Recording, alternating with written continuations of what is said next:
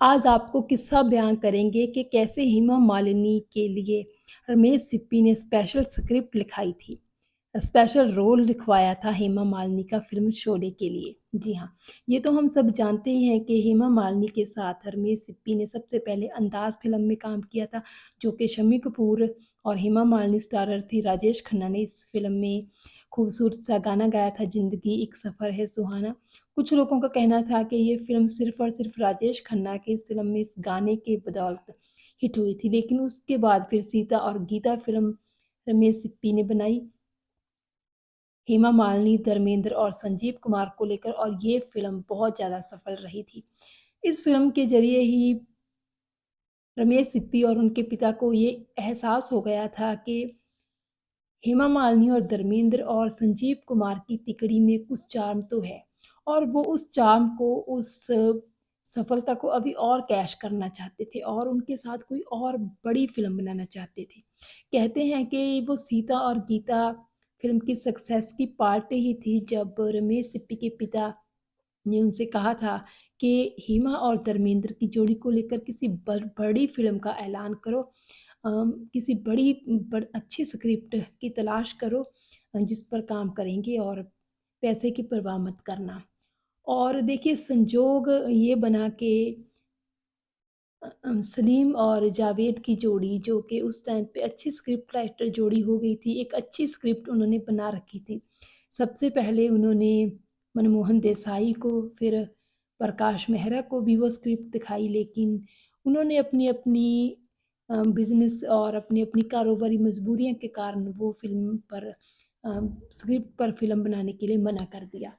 और फिर सलीम और जावेद की जोड़ी पहुँच गई रमेश सिप्पी के पास।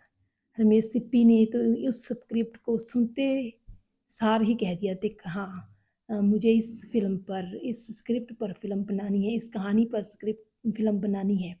और वो कहानी कोई और नहीं, शोले थी।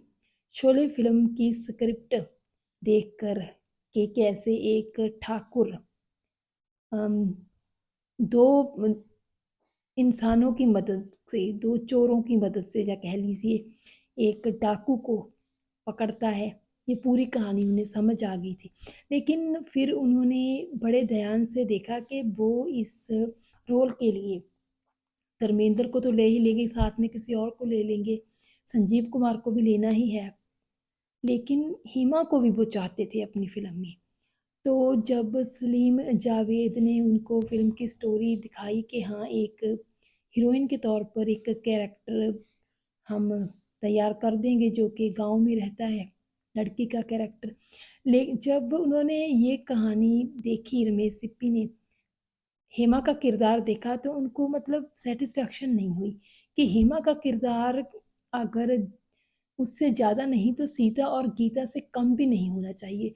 जो बहादुरी, जो निडरता, जो बेबाकी, जो बड़बोलापन सीता और गीता में हेमा का नज़र आया था, वही इस फ़िल्म में या उससे भी थोड़ा ज़्यादा आगे सतर अगले लेवल पर इस फ़िल्म में भी नज़र आना चाहिए।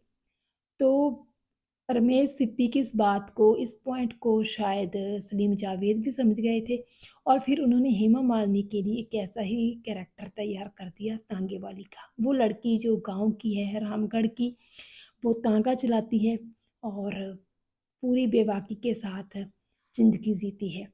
तो लेकिन जब हेमा मालिनी को ये कैरेक्टर समझाया गया, बताया गया, यकीनन ही हेमा मालिनी ने रमेश सिप्पी के साथ फ़िल्म करने के लिए तो हामी भर दी थी, क्योंकि उसमें धर्मेंद्र भी काम कर रहे थे।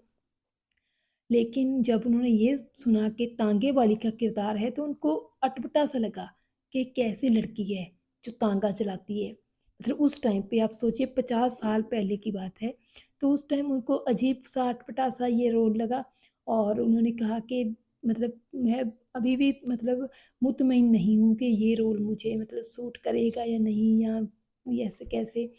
तो फिर पूरा मतलब जो उनके रोल का खाका था, वो उनको समझाया रमेश सिप्पी ने कि ऐसा है ये रोल, इसको करके क्या-क्या आपके फ़ायदे हैं, क्या-क्या मतलब आपकी इमेज बनेगी कैसी।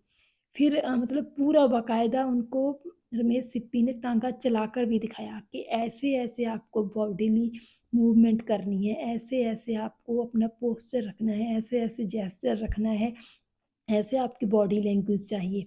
पूरी तरह उन्होंने हेमा मालिनी को समझाया, तैयार किया, फिर जाकर हेमा मालिनी की हिचकिचाहट दूर हुई और हेमा मालिनी इस रोल को करने के लिए तैयार हुई। और देखिए हेमा मालिनी ने ये रोल निभाया भी ऐसा कि आज भी हेमा मालिनी को किसी भी फ़िल्म के किसी किरदार के ज़रिए नहीं बल्कि शोले की बसंती के रूप में ज़्यादा याद किया जाता है। इसी तरह रमेश सिप्पी ने बहुत सारे और कैरेक्टर हैं जैसे मैकमोहन, वो भी अपने किरदार से मुक्त मुहिन नहीं थे, लेकिन मैकमोहन को भी रमेश सिप्पी ने समझाया कि अगर ये फ़िल्म चल जाती है तो तुम्हारा एक डायलॉग वाला पूरे 50,000 एक डायलॉग वाला ये किरदार ही ताउम्र याद किया जाएगा, और वैसा ही हुआ। और हेमा मालिनी की सक्सेस को जो कैश करने का उनकी चाहना थी, अरमान था रमेश सिप्पी का, उसको तो रंग भी लगे और पूरी तरह कैश किया। हेमा और धर्मेंद्र के चार्म को, जलवे को, संजीव कुमार की संजीदगी को, हर चीज़ को डबल ट्रिपल कैश किया रमेश सिप्पी ने, क्योंकि अगर रमेश सिप्पी ने इस फ़िल्म पर पैसा पानी की तरह बहाया था, तो वो पैसा उनको बाखूबी लौट कर आया और उनके खजाने भरपूर कर दिए इस फ़िल्म ने। तो इस तरह ये एक किस्सा था हेमा मालिनी के बसंती का रोल कैसे तैयार हुआ, कैसे हेमा मालिनी ने एक्सेप्ट किया, जो सारी बातें हमने आपको इस वीडियो में बताई। उम्मीद है कि आपको ये वीडियो पसंद आई होगी। धन्यवाद।